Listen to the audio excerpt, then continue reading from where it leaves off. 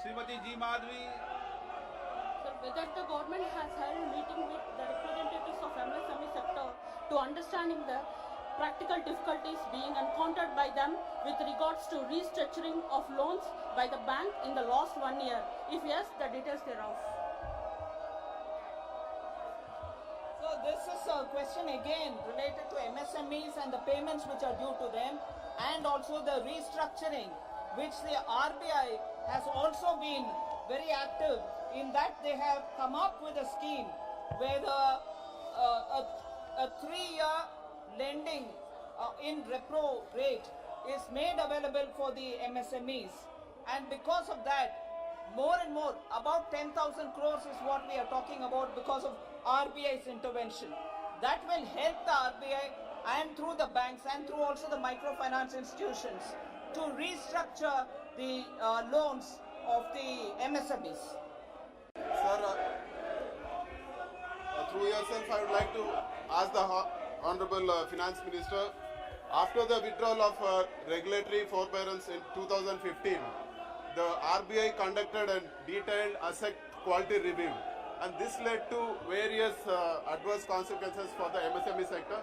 So I would like to know through yourself, sir, when the government is planning to conduct asset quality review again, and what steps they are taking so that the MSME sector is not affected in the future. Thank you. Sir, during the corona, we took several steps in order that the MSME gets immediate relief, inclusive of changing the definition. And since 2019, there have been several restructuring formulae given to MSME, and that has been conducted by the RBI under the RBI's guidelines.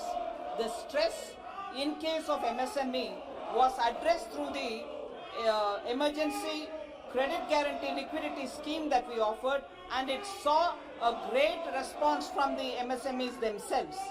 And that scheme is now being expanded to 1.5 lakh crores more.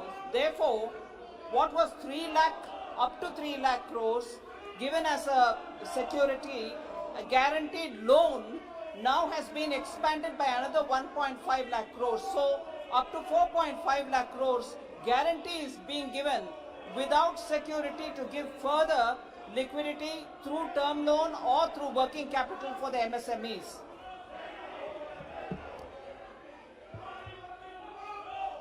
मान्य सदस्य आप पूछना चाहते हैं?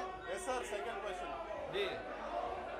Sir, through yourself, I would like to know from the Honorable Minister that for issues where payments are pending from the government, be it the central government or the state government, the MSME or the small people who are doing the government works are asked to pay the GST without actual realization of the money. So this is leading to serious financial crunch for the companies, and their inability to pay when the payment is pending from the government, and their inability to pay the GST is leading to a lot of penalties and cases. So I would like to know from the Honorable Finance Minister, for instances where payments are pending from the government, is there any proposal from the government where they are exempted from paying the GST? Because if the government himself is not paying the GST and just the billing is done, so I think it is not wise to ask the MSME or the people who have done the government contracts to pay the GST. Thank you, sir. Sir, Honorable Member has raised a very important issue, sir. The issue of government dues to the MSMEs is a very critical issue, and the MSME ministry, I remember Honorable Minister Gadkari ji also speaking to me about it with great concern. I have over last year 2020 reviewed it from the point of view of central government and the various departments which owe money to the MSMEs, inclusive of public sector undertakings. We have made sure that the standard as per rule 45-day be not crossed and all dues be paid from the government side for the MSMEs. More importantly, the TREDS platform, where these MSMEs payments can be discounted if they are on the platform, is very actively encouraged by us. Of course, as regards GST, it is the GST Council which will have to take a response and a call on how they would want the states also to get into this scheme of things, so that MSME and their dues, because when we say government dues, they are not just central government's dues, they are not just central government public sector undertaking dues, they are also dues from state governments and state-owned public sector undertakings. So as far as the central government, we have taken this position that any pending payment will have to be given within 45 days, and I'm personally monitoring it.